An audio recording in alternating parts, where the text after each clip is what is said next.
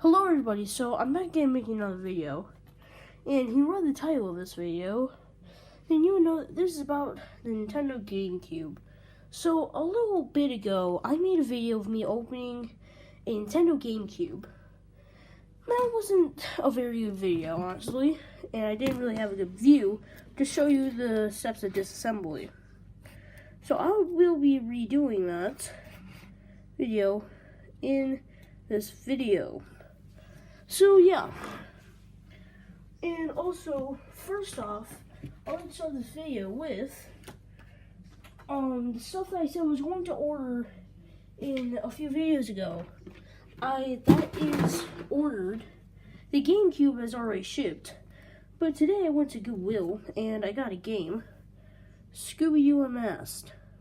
Now, it's not just the disc, it came with the case and all that good stuff, but I don't have that on me, so I will not be showing you that. So, let's get to the disassembly of this controller. Now, if you've seen a GameCube controller, you already know that this is not normal. GameCube controllers do not have these. And the reason I put these here is because the sticks were falling apart. So, yeah, I simply just replaced them and that's fine. And these triggers right here, these are not with the original springs. I had an aftermarket controller and I took the springs from that and put them in here. So now this controller works perfectly fine. So if I break it, my bad. So, on the back of the GameCube controller, you will find 6 screws. One right here, one right here, one right here, right there, and right there. Now, I don't have a screw here. So, I am missing one screw. But, you know, that's just where the screws will be.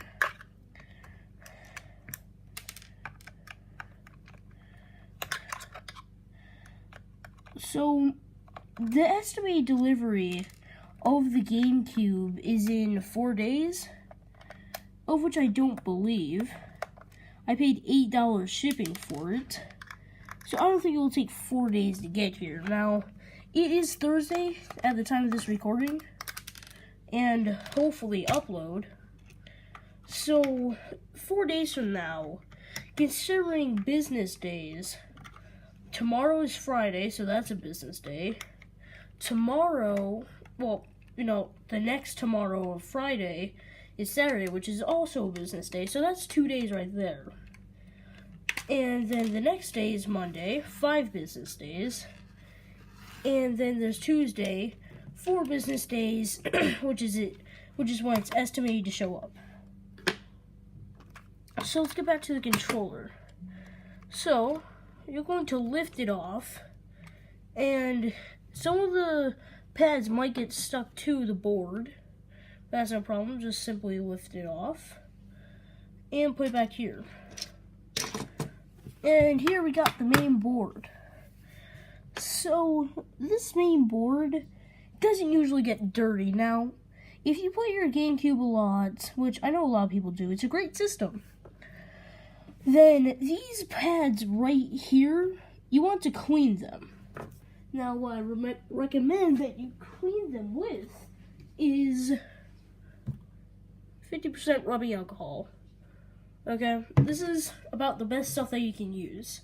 You can use Windex or Windowline, but I don't really recommend it when you're working on circuit boards, because this stuff, at best, takes a few seconds just to dry. Which is the main reason that I prefer rubbing alcohol over some other substances. And also, while you're at it, you might as well just clean your sticks. And you're basically done with that. Now, I'm going to go grab a Phillips screwdriver. I'll be right back.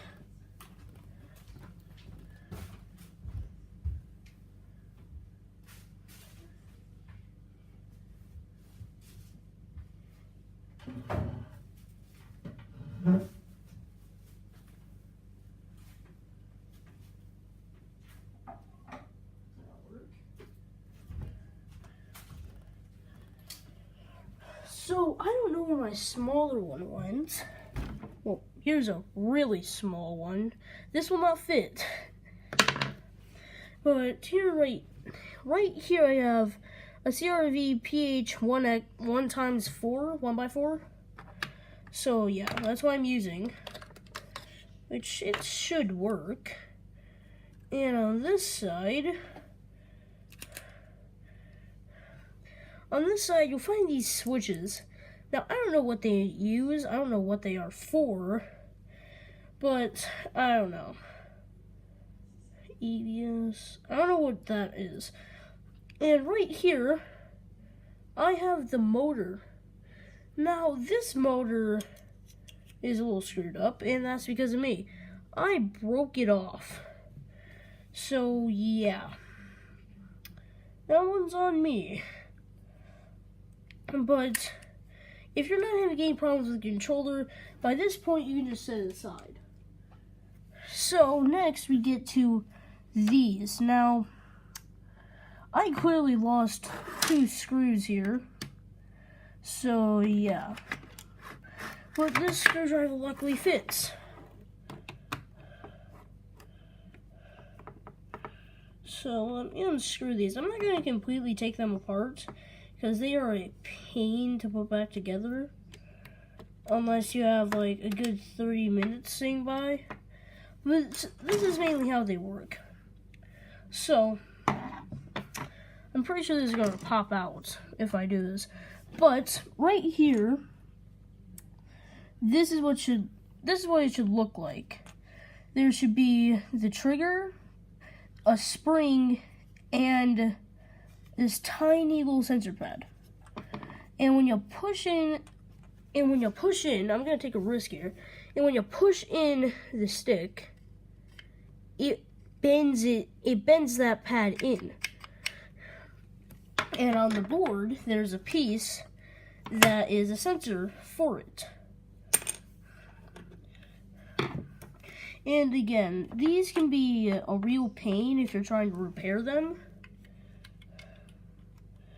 And also, I ordered a Wavebird with a controller. So that should be coming soon. Unfortunately, it has not shipped today. But I will tell you if it ships tomorrow, which it should.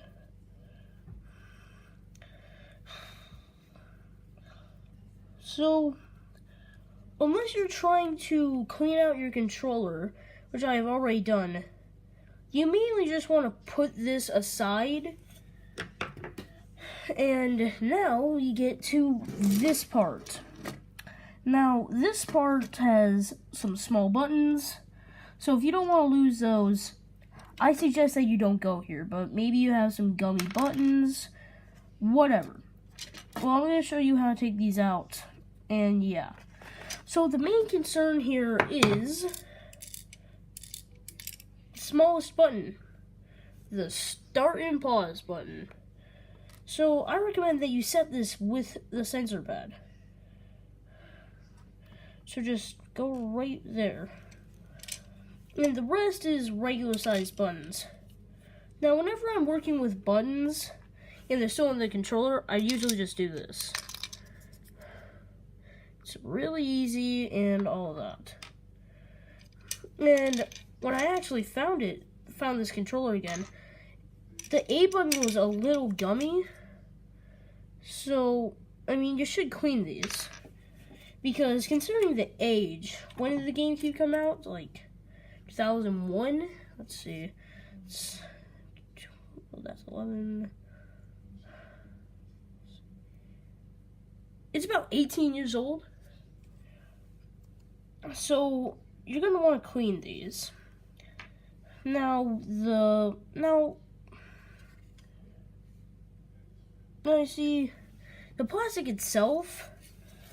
What I recommend is that if it's not seriously dirty, then I'll recommend just grabbing some rubbing alcohol, a Q-tip, and just cleaning it out.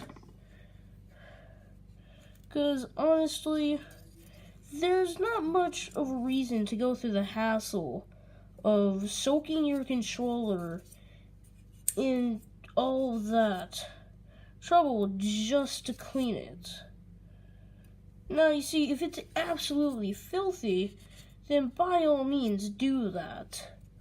But if it's just slightly dirty, just go over a few times with a Q-tip dipped in rubbing alcohol, or Windex, or Windowing, whatever you call it. That will work too. But as I said before, I prefer rubbing alcohol.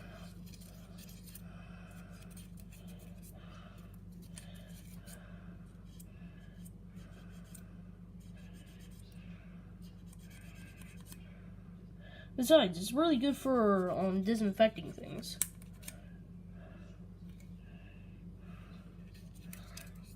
And again, you can just use bleach for that, but still.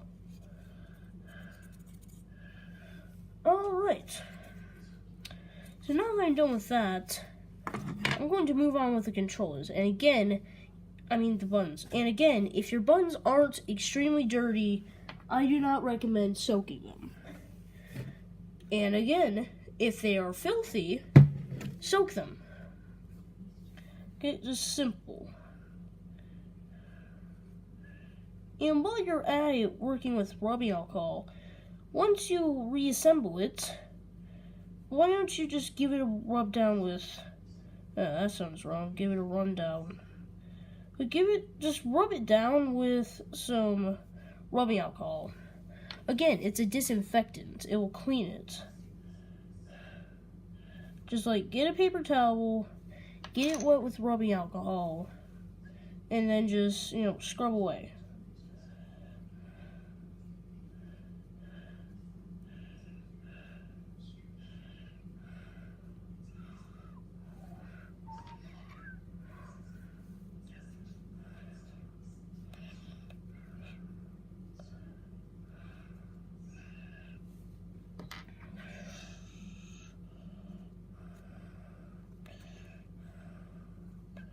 And also, when you're cleaning off your D-pad, what I recommend you do is that you should go get an old toothbrush. For instance, like this one. This right here is an old toothbrush. Never has been put in someone's mouth before, thank God. And this is what we will be using to clean our D-pad. Because it gets into all those little nooks and crannies that a Q-tip can't really reach. And anything water can't normally just take off.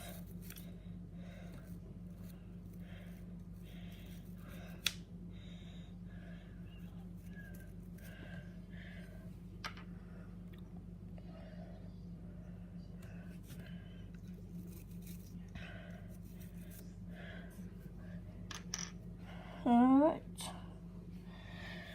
So at this point, I also recommend cleaning these because these can get dirty and all of that. Now, something like this, I would recommend you go wash it off in the sink because one, it's rubber, and two, it doesn't take that long to dry.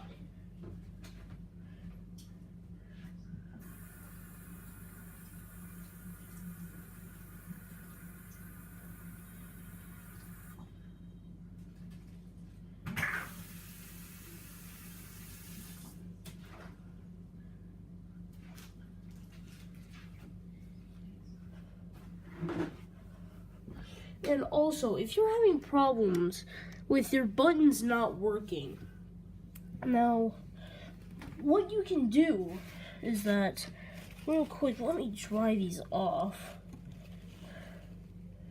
But if you're having connection problems with your buttons, what can help is if you rub off these carbon contacts with a piece of paper. There's a few YouTubers that fix stuff.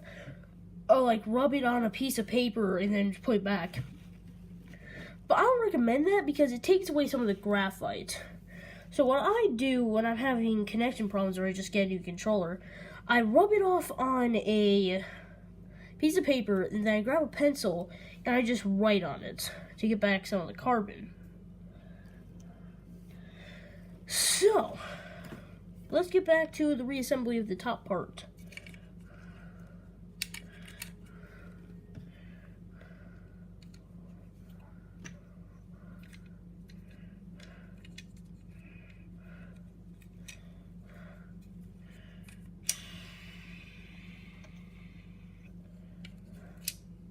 And also, if you're opening this controller and you never have before, I recommend like opening it over a paper towel. So if the start and the start and pause button does not fall out, that's not very good. So the start and pause button doesn't fall out. Because if that falls out, you're going to have a hard time finding it. It's that small.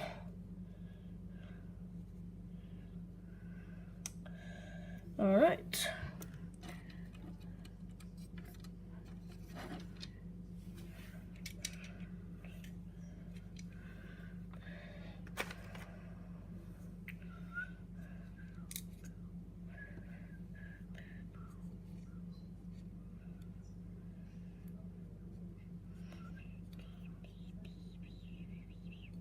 Alright, there you go. Now, set that off to the side.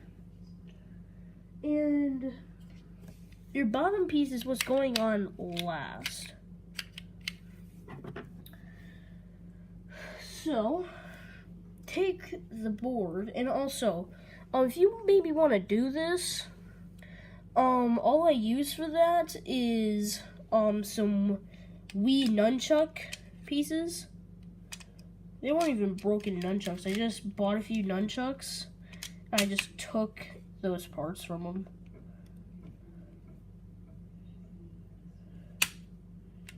Alright. So, after this, I might have done this wrong. Nope. So, after that, I recommend putting in your Z button. And this wire is a pain, because you need to fit under this black piece, that black piece right there, and try to get it to line up correctly. It's supposed to look like that. It's not, no, fuck. Not like that. Like that. That is what it's supposed to look like. But a lot of times, it's hard to work with. Don't ask me why, it just is. So, by this point, even if the wire isn't perfectly lined up, I recommend putting on the top, because you can just fit in the wire. So after that, still hold the controller together, grab a screwdriver, tri-wing, and put in one of the screws, so that it does not come apart. That's one screw.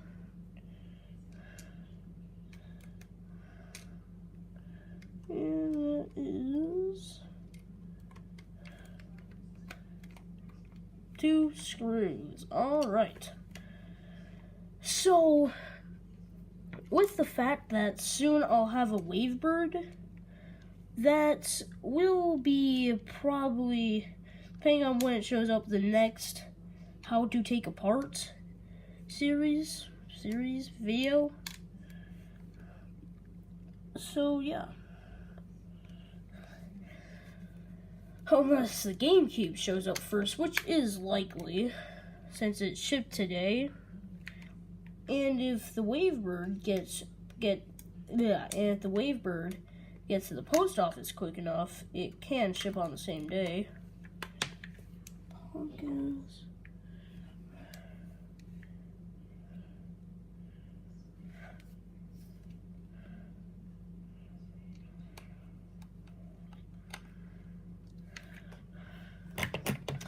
Alright, last screw.